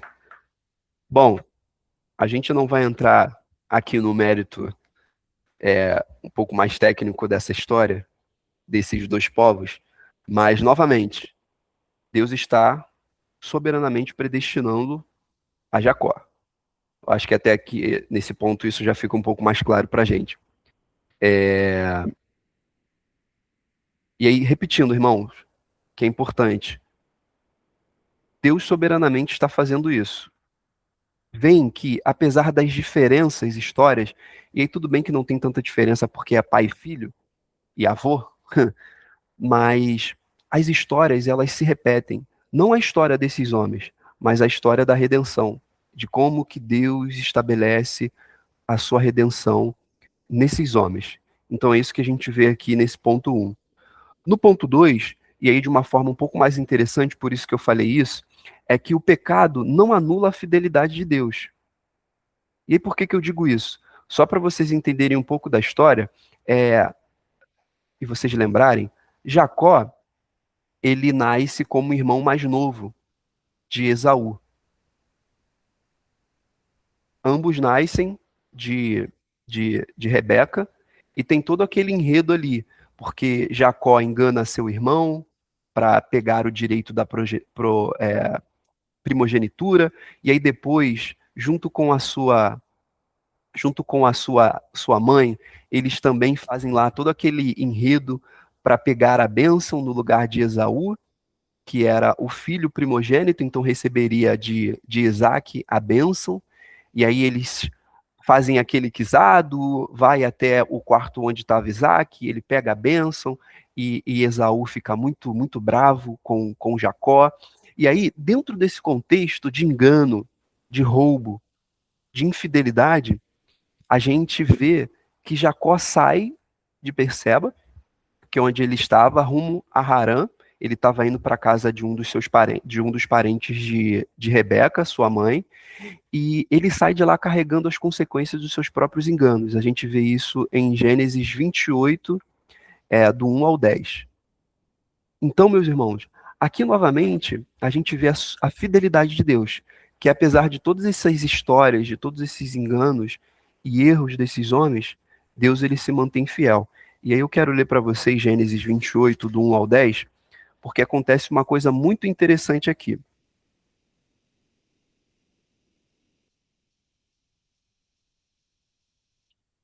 Isso. Bom, Isaac chamou a Jacó, e o abençoou e ordenou-lhe e disse-lhe: não tomes mulher dentre as filhas de Canaã. Levanta-te, vai a Padã-Arã, a casa de Betuel, pai de tua mãe, e toma de lá uma mulher das filhas de Labão, irmão de tua mãe. E Deus Todo-Poderoso te abençoe e te faça frutificar e te multiplique para que sejas uma multidão de povos, e te dê a bênção de Abraão, a ti e a tua descendência contigo, para que em herança possuas a terra de tuas peregrinações que Deus deu a Abraão. Assim, despediu Isaque a Jacó, o qual saiu de Padã-Arã a Labão, filho de Betuel, Aromeu, irmão de Rebeca, mãe de Jacó e de Esaú. Vendo, pois, Esaú que Isaque abençoara a Jacó, o enviara a Padã-Arã para tomar mulher dali para si, e que abençoando lhe ordenara dizendo: não tomes mulher das filhas de Canaã, e que Jacó obedecera a seu pai e a sua mãe e se fora a Padã-Arã. Vendo também Esaú que as filhas de Canaã eram mais aos olhos de Isaque, seu pai, foi Esaú a Ismael e tomou para si por mulher, além das suas mulheres, e Malate, filha de Ismael, filha de Abraão, irmã de Nebaiote. Enfim. E aí no 10 a gente vê esse retrato de que Jacó parte de Berseba e vai a Harã. Então é aqui que é retratado essa história, digamos assim, do início do chamado de, de Jacó. Eu acho que é até uma coisa interessante, porque enquanto esse homem foge, Deus o alcança para reafirmar a sua promessa. E aí olha o que está escrito em Gênesis 28:13. E eis que o Senhor estava em cima dela. E isso aqui é o que a gente vai entender um pouco mais à frente sobre a escada, tá, irmão? Que é aquele sonho bem famoso que a gente aprende na história de Jacó. Eis que o Senhor estava em cima dela e disse: Eu sou o Senhor Deus de Abraão, teu pai, e o Deus de Isaque. Esta terra em que estás deitado, darei a ti e à tua descendência. Novamente a fidelidade de Deus, alcançando um homem enganador, usurpador, e mantendo a sua promessa que ele havia feito aos seus pais e a todos nós. Seguindo, irmãos, a gente também vê uma história muito interessante, que eu acho que aqui tem um paralelo muito lindo sobre Cristo, que é a visão da escada de Jacó. E aí eu tomei a liberdade de escrever que é essa escada que o homem não sobe, mas que Cristo desce. A gente vê isso em Gênesis 28:10, do 10 ao 17. Eu vou ler só para a gente ter esse retrato, tá? E partiu, pois, Jacó de Berseba e foi a Harã, e chegou a um lugar onde passou a noite, porque já o sol era posto, e tomou uma das pedras daquele lugar e a pôs por seu travesseiro, e deitou-se naquele lugar. E sonhou, e eis uma escada posta na terra, cujo topo tocava os céus. E eis que os anjos de Deus subiam e desciam por ela. E eis que o Senhor estava em cima dela e disse: Eu sou o Senhor Deus de Abraão, teu pai, e o Deus de Isaque. Esta terra que estás deitado, darei a ti e à tua descendência. E a tua descendência será como o pó da terra, e estender-se-á ao ocidente, e ao oriente, e ao norte, e ao sul, e em ti e na tua descendência serão benditas todas as famílias da terra. E eis que estou contigo, e te guardarei, por onde quer que fores, e te farei tornar a esta terra, porque não te deixarei até que haja cumprido o que tenho falado. Acordando, pois, Jacó do seu sono, disse: Na verdade, o Senhor está nesse lugar, e eu não sabia. E temeu e disse: Quão terrível é este lugar! Este não é outro lugar senão a casa de Deus, e esta é a porta dos céus. Aqui, meus irmãos, a gente pode ver claramente um apontamento sobre o nosso mediador, Cristo. Quando a gente lê o que está escrito em João 1:51. Eu até deixei o texto aqui no slide. E disse-lhe: na verdade vos digo, que daqui em diante vereis o céu aberto, e os anjos de Deus subindo e descendo sobre o Filho do Homem Jesus Cristo. Essa é a história, é isso que Jacó viu. E é muito interessante porque no final desse momento, a gente vê um outro processo de quando Deus chama um homem, que é o que a gente chama de justificação. Porque a exata consequência do que acontece com você quando você tem um encontro com Deus, ou melhor, quando Deus encontra você, é isso. Acordando, pois, Jacó do seu sono, disse: Na verdade, o Senhor está nesse lugar e eu não sabia. Quando você é regenerado, a primeira ciência que você tem é da soberania e da pessoa de Deus. Você reconhece quem Deus é. É isso que acontece na justificação. E o que acontece é o que Deus promete em Jeremias 32:38, que ele tiraria o coração, e isso também em Ezequiel 20:44, 20 na verdade, que ele tiraria o coração de pedra e daria um coração de carne para que você temesse ele. E olha o que Jacó diz, o que a Escritura diz: E temeu e disse: Quão terrível é este lugar! Este não é outro lugar senão a casa de Deus. É isso que as Escrituras estão nos ensinando. O processo da redenção. Deus predestina Jacó, Deus chama Jacó, Deus justifica Jacó, e Jacó ainda não é glorificado, pelo menos ainda não. Fala aí, Pepe. Tem um texto que eu gosto muito, em 1 Coríntios 12, 2 e 3, que fala a respeito dessa conversão, né? Desse primeiro ato da conversão. Daria para falar até lá atrás, mas eu não tinha lembrado. Que fala assim, ó, 1 Coríntios 12, versículo 2. Vocês sabem que quando eram gentios, se deixavam conduzir aos ídolos mudos, conforme vocês eram guiados. Por isso, quero que entendam que ninguém fala pelo Espírito de Deus, afirma: Anata-me, Jesus.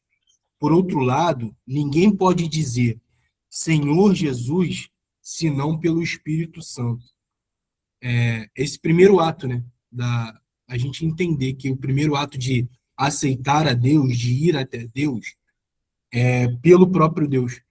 Porque não poderíamos dizer Senhor Jesus sem a ação do Espírito Santo. Então, até lá na igreja a gente está aprendendo sobre, em cima de Romanos 8:30, aí cada aula é eleição, aí santificação, glorificação. A primeira aula era sobre essa doutrina da conversão, que é o primeiro passo, né? Senhor Jesus, ele é o Senhor. Ainda que com um monte de falha doutrinária, um monte de falha. Esse primeiro passo da conversão, que é como o ladrão da cruz, né? Ó, ele que está falando é justo. Isso daí só pode ser uma ação do Espírito Santo. Então, o Espírito Santo, ainda que não de forma direta, como é conosco, né, como foi derramado em Pentecostes, mas ele trabalhou no coração do ladrão da cruz. Porque a diferença do ladrão de um lado para o outro, que ali retrata muito sobre a sociedade, né, sobre o que a gente vive, não é o ladrão bonzinho, não é o ladrão com senso de consciência ali, aqui é uma alegoria minha, tá? É uma história, como é. Ali estavam ladrões que estupravam mulheres, que violentavam crianças. É esse tipo de gente que ia para a cruz. E ele não teve um senso de consciência porque estava morrendo. Ah, não, ele é bom. Não foi isso que aconteceu. A ação do Espírito Santo fez o reconhecer e dizer, Senhor Jesus. E sem Deus, sem a ação do Espírito Santo, a gente só pode clamar uma coisa. Amaldiçoado Jesus. Ele tem que morrer mesmo. Se ele fosse Deus, ele me salvava. Né? É isso que a gente precisa entender nesse primeiro ato, para aí que venha os segundos e terceiros atos, né? Porque quando a gente pensa em predestinação, todos nós somos predestinados, né? Predestinação é destino. Todo mundo tem um destino, né? Todo mundo tem um destino. Eu acredito que todo mundo acredita nisso. Mas a eleição, né, que é o que faz a gente ir até Deus, através do Espírito Santo. Só podemos ir até Deus através do Espírito Santo. E é uma bobagem nossa acreditar que se hoje, uma vez regenerados, né, uma vez indo até Deus, nós pararíamos de ir sem o Espírito Santo. Porque uma vez que eu vou até Deus e deixo de ir, é como se o Espírito Santo não tivesse trabalhado de fato no meu coração, né? Nós estamos indo até Deus sempre, porque o Espírito Santo continua trabalhando no nosso coração. Ó, tudo bom, moleque. Fala aí, Fabi. O que a gente pode responder para uma pessoa que não conhece a Bíblia, que não conhece a Deus, se eu expor isso para ela, esses textos, que é uma ação do Espírito Santo, e se ela me perguntar assim, por que o Espírito Santo, então, fez a obra no coração de um ladrão e não fez a obra no coração do outro?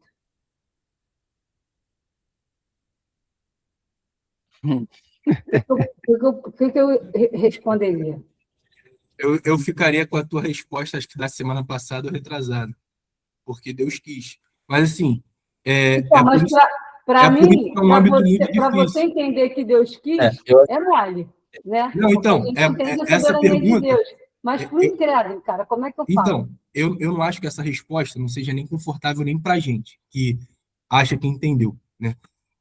Porque é muito fácil a gente dizer sobre isso, assim, porque Deus quis, beleza. Mas quando vem um revel muito grande, né, algo muito ruim na nossa vida, é muito difícil a gente aceitar isso porque Deus quis. Aqui no ambiente de estudo e tal, a gente até fala e tal, porque a gente acha que a gente entendeu isso.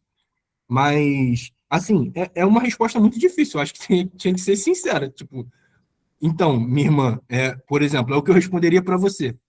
Minha irmã, eu sei que a gente acha que a gente está em algum lugar, mas essa resposta é muito difícil. O que a gente precisa entender não é quem Deus está colocando no inferno, é quem Deus está tirando do inferno. E eu, você, todo mundo aqui nessa sala, não temos o poder de dizer quem vai e quem não vai. A gente vê a história pronta. Então, o nosso olhar é um olhar humano da coisa. A gente não tem o olhar de Deus fora da história, fora do tempo. O nosso olhar é dentro da história e dentro do tempo. O que nós temos que fazer é insistir todo dia, como o El gosta muito desse texto, né? Como aquela moça que ia até o juiz e insistia em oração, nós temos que fazer isso com qualquer pessoa, porque não somos nós que vamos vislumbrar isso. Então, na perspectiva de Deus, é muito difícil a gente responder. Eu diria isso, eu seria assim, meu irmão, é muito difícil responder, mas vamos. Porque esse questionamento provavelmente vai vir do sentido assim, pô, mas Deus é injusto e tal. Mas eu acho que se a gente vai ter que ter muito tempo de mesa, mas fazê-lo perceber que não é quem Deus está mandando para o inferno. Esse é o grande problema e é o que afasta muitas pessoas da doutrina da eleição, por exemplo. Porque parece que Deus está mandando gente para o inferno. E como lá em João 3, acho que 18, diz, todos nós já estamos condenados. Condenados. Né? Jó 9, onde o Alex leu também, diz lá que temos algo imputado sobre nós. Então, assim, a gente. É muito difícil, pô. Como é que tu. Por exemplo, eu acho difícil responder aqui, tá? Não acho nem só para novo convertido, não. E assim, Fabi, mas aí as pessoas acabam se apegando também àquele. Foge da predestinação, né? E se apegam a alguns textos parecidos com o que Deus fala, acho que é em Deuteronômio. Eis que coloco diante de vocês a vida e a morte. Sim, sim. Para você escolher. É porque assim, ô Fabi, eu não sei como que eu responderia, porque eu acho que a maneira como eu respondo, ela tem muito, depende muito da relação que eu tenho com a pessoa. Por exemplo, se o Pedro me pergunta isso, eu vou responder para o Pedro uma coisa. Mas se alguém que eu não conheço me pergunta isso, eu verdadeiramente não sei como eu responderia. Eu acho que eu confio muito no Espírito Santo nesses momentos, para que ele me conduza numa resposta adequada, e que não seja dúbia, e que também não seja antibíblica. Mas assim, eu acho que é bom, por exemplo, nessa frase que o Pedro falou, muitas das vezes vai parecer que Deus é injusto, mas assim, a gente precisa lembrar que Deus, que quando, e aí, Pedro, acho que até me permite te corrigir, irmão, Deus manda sim para o inferno. Ele só não está fazendo isso nesse momento, porque você já está. Mas é a lei dele que te mandou para lá, no fim do dia. E assim, o evangelho, é isso que o Pedro falou, é sobre quem Deus está salvando dessa lei. E a gente precisa lembrar que Deus não está condenando ninguém inocente. Porque ele seria injusto se ele estivesse condenando alguém inocente. Não há ninguém inocente. Eu acho que é por isso que o El falou uma coisa no começo, Fabi, que assim, eu acho que nós deveríamos nos debruçar nisso quando se trata de um descrente ou de uma pessoa que ainda não entendeu o evangelho. Explicar para ela o evangelho da maneira como ele deve ser explicado. Não da maneira como a gente quer, mas da maneira como ele deve ser explicado, que é a natureza de Deus, o homem pecador e a redenção em Cristo Jesus. Nesta exata ordem. Por quê? Porque a pessoa vai conseguir entender essa relação que existe entre ela e Deus, e de que ela está totalmente impotente nesse lugar. E ela só precisa de Jesus Cristo para salvá-la. Então, acho que, por exemplo, se tiver um argumento do tipo, mas Deus parece ser injusto nesse caso. Não, Deus não é injusto, porque ele não está condenando nenhum inocente. Ele está condenando pessoas vis, pecadores. E acho que um outro ponto nesse texto que você citou, Fábio, o Spurgeon, ele tem uma frase que me conforta muito, nessa ideia de sinergismo e monergismo. O que é o sinergismo? É geralmente a posição dos arminianos. Nós participamos da salvação, logo ela é sinérgica entre o homem e Deus. Enquanto na maioria, né, os calvinistas, acreditam na relação monergista, que é Deus salva, é Ele que faz. Não há nenhuma sinergia, não há nenhum processo que o homem participa. E o Spurgeon, ele tem uma frase que é muito boa, que responde a sua dúvida em relação a Deuteronômio, que não contrapõe a doutrina da eleição. Porque esse texto é como se Deus estivesse... Assim, o querer do homem é Deus quem coloca. Ainda que você nasça na fé achando que você aceitou Jesus, em algum momento é esperado que você alcance a maturidade de entender que foi ele que fez isso, sabe? Então o Spurgeon fala o seguinte: todo mundo nasce arminiano e todo mundo morre calvinista. Por quê? Todo cristão, né, no caso. Porque todo mundo acha que quando aceita Cristo, eu aceitei. Só que chega um determinado momento da maturidade cristã, que somente pelo Espírito Santo é possível, que você entende. Não, eu via nos detalhes ele me levando até esse momento. Eu via ele me conduzir. Eu não poderia chegar nesse lugar. Então, existe um processo de maturidade também que a gente precisa suportar os nossos irmãos. E muitas das vezes, inclusive nas igrejas reformadas, a gente não faz. Isso é até uma crítica. Agora eu estou de dentro, eu posso fazer essa crítica a nós, assim. Que eu acho que a gente faz isso muito mal. A gente precisa suportar os nossos irmãos nesse processo de maturidade. E como que a gente faz isso? Pregando o evangelho. Pregando o evangelho. Até que Cristo queira revelar para ela essa outra faceta da verdade. Por quê? Isso que nós estamos pregando, isso que o El está falando aqui, minha irmã, não é porque ele é calvinista. Eu odeio esses estigmas, assim, de verdade. Não é porque ele é calvinista, é porque ele é bíblico, porque a Bíblia está tratando sobre isso. Ainda que você tenha textos como você citou de Deuteronômio, olha o texto que você citou, num contexto do Antigo Testamento, em que Deus está pedindo uma contrapartida do povo de Israel. Semana que vem a gente vai falar sobre isso, e você vai entender melhor. Deus está pedindo uma contrapartida. Por quê? Essa contrapartida faz parte de um grande plano divino que Israel vai falhar nessa contrapartida e que vai apontar para a necessidade da redenção em Cristo Jesus. Então, esse texto que você citou, ele não se aplica no nosso tempo. Ele se aplicou lá, justamente para que apontasse para Cristo, porque eles falharão. Inclusive, nesse próprio texto, Deus vai colocar ali, olha, você será abençoado e amaldiçoado. E vocês serão amaldiçoados, porque vocês não escolherão um bom caminho. E esse não escolher não é porque eles necessariamente não querem, eles são pecadores, em essência, em coração. E aí, inclusive nesse contexto que Deus vai falar o seguinte: eu vou circuncidar o coração de vocês. Eu vou precisar mudar o coração de vocês. Inclusive, Deuteronômio significa uma segunda lei, justamente por isso. Justamente porque há necessidade dessa regeneração que acontece por meio do Espírito Santo, que depois vai ser ecoada nos profetas, né? Os profetas de Jeremias vai falar isso: olha, eu vou trocar o coração de vocês de pedra, vou dar um coração de carne e tal. Então, mas isso é uma questão de maturidade, né? Não é uma questão de conversão. Haverão arminianos salvos, porque, para mim, a ideia sinergista tem muito mais a ver com imaturidade do que com amar o Senhor ou não. Eu conheço irmãos arminianos ou sinergistas que amam o Senhor, mas talvez ainda não tenham sido alcançados por um nível de maturidade. Não que eu seja melhor, o El seja melhor, o Pedro seja melhor, que nós sejamos melhores. Mas é que realmente o Senhor nos alcançou com a palavra do Evangelho. E o Evangelho diz isso, a gente não pode negar, entendeu? Eu digo que não há nem maturidade, Alex. Eu acho que é bondade, graça, misericórdia de Deus mesmo, de tirar as escamas dos olhos. É isso. E assim, é um processo, porque quando a gente fala em maturidade parece meio pejorativo, mas é um processo de crescimento mesmo, assim. Tipo assim, todo mundo assim, eu vim no meio pentecostal, então eu posso dizer, todo mundo acredita que aceitou Jesus. Uhum. Todo mundo lá acredita. E eu conheço irmãos que foram... Cara, depende muito do meio onde você vive, entendeu? E eu estava... A maior parte da minha vida foi nas igrejas, né, pentecostais. E, cara, essa escama só saiu dos meus olhos através do pop. E pasmem vocês, ninguém me convidou para ir para o pop. Então, O Senhor.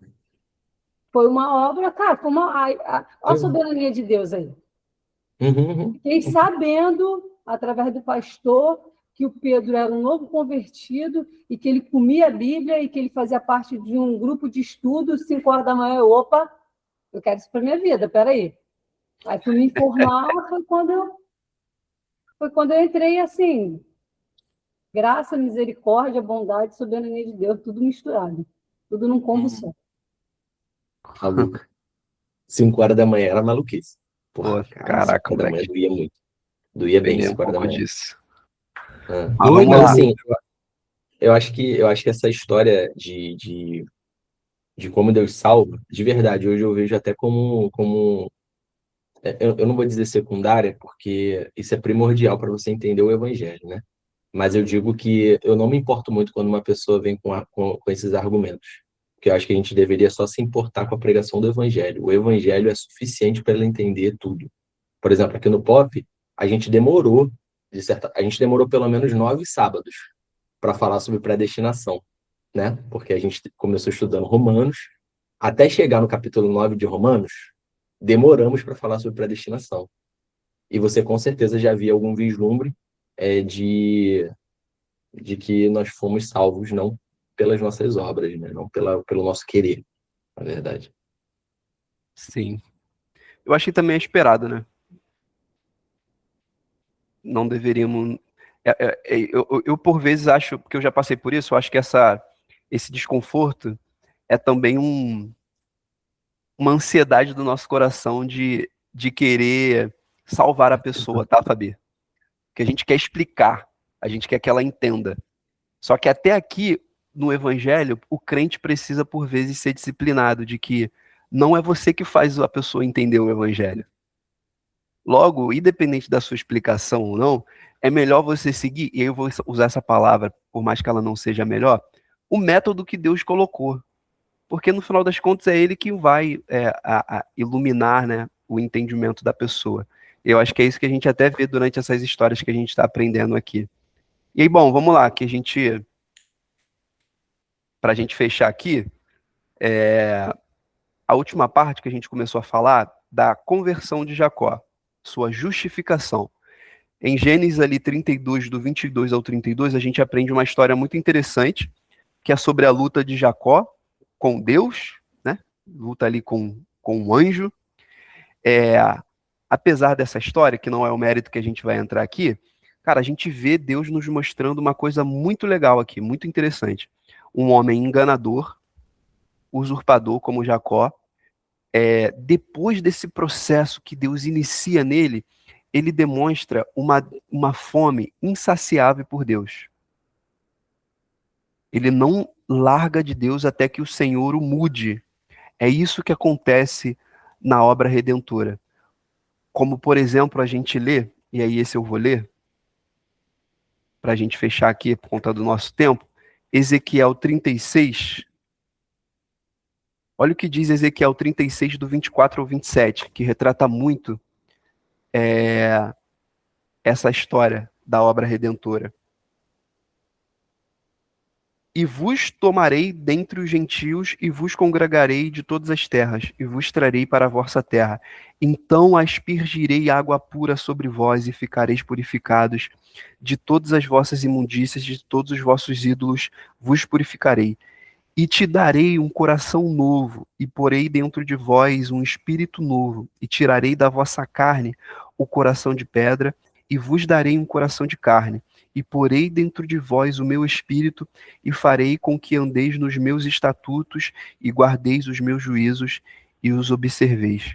Irmãos, essa fome que Jacó está desfrutando, só pode ter sido criada pelo próprio Deus.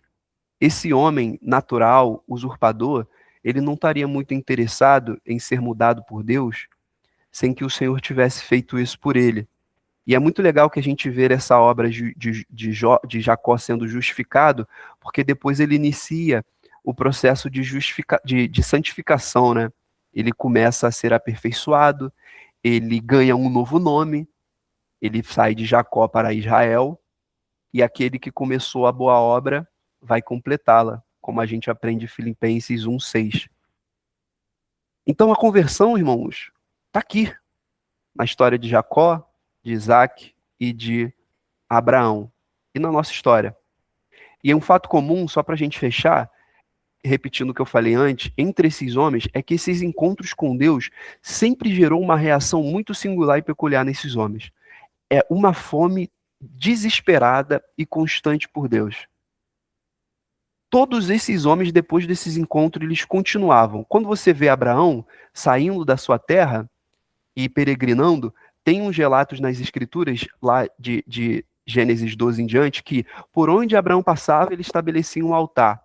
Altar era o local de sacrifício, de culto a Deus. Ou seja, esses homens não paravam de buscar ao Senhor, de orar. Isaac, a gente tem um texto em Gênesis 25, 21, que diz, Isaac orou insistentemente. Aqui ele estava orando por Rebeca, por sua mulher. Mas, irmãos, insistentemente esse homem orou. Jacó não deixa o anjo ir embora. Eu não sei se você já tiveram essa experiência ou não, mas eu não sei como eu seguraria um anjo. Como que esse homem faz isso, meus irmãos? Da onde vem essa fome? Quando foi a última vez que a gente orou por 1 hora direto? Quando foi a última vez que você conseguiu assistir uma pregação de 3 horas sem se sentir entediado com aquelas coisas que estão sendo ditas? Eu escrevi até um texto sobre isso que eu vou compartilhar com vocês, mas não é natural um cristão não ter fome de Deus. Não é natural você conseguir passar uma semana sem orar, pô. Não é natural você conseguir passar uma semana sem abrir a Bíblia. Não está tudo bem se isso acontece. Porque o que acontece na obra redentora de Deus é que a primeira reação da sua conversão é que você volta para Deus. Você ora, mesmo cansado. Você vai querer, porque você tem fome e não tem nada mais que te agrade. Falar isso para vocês, é muita hipocrisia da minha parte, irmãos, porque eu sou um dos piores. Eu não oro tanto quanto eu deveria, nem leio tanto quanto eu deveria. E eu me sinto terrível com isso. Mas essa é a verdade do Evangelho. E apesar da mensagem ser entregue através de um mensageiro defeituoso, como dizia Paul Washer, ela deve ser entregue. Então a gente fecha com essa obra. Acho que a gente já passou aqui do time, mas finalizamos essa parte da história. Abraão, Isaac e Jacó. Soberanamente Deus nos resgatou e todas as histórias apontam para Cristo, o fio condutor da redenção. Amém?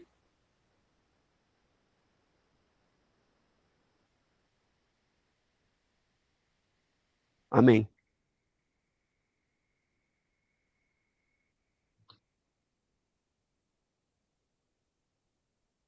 Eu acho que o Pepe está falando no mudo. Tô falando com a Juliette. Ah, tá.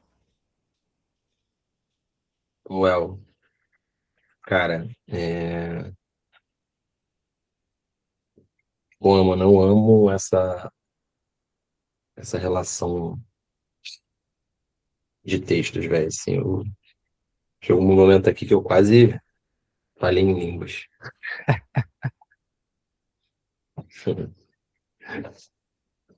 Muito bom. Cadê? Vamos começar aí pelo sogro? Deverei.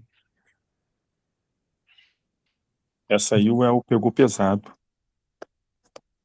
Caraca. Se tem alguma coisa... Olha, essa aí eu queria ter gravado. Tem como tu repetir? Tu vai botar lá a aula, né? Tá gravado. Tá gravando, Bota lá. sogro. Se tem como você ficar uma semana sem ler a Bíblia, uma semana sem orar, tem alguma coisa errada. Forte, isso aí foi forte. A gente... Ontem eu estava conversando com... Pode ser breve aqui, ó, né?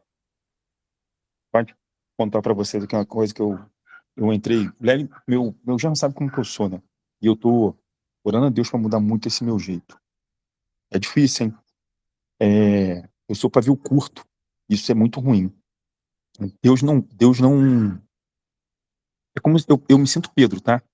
Eu falo às vezes contando lá para as crianças lá na igreja lá que se eu fosse Pedro hoje eu ia andar com a metralhadora do lado. Jesus, deixa que eu resolvo.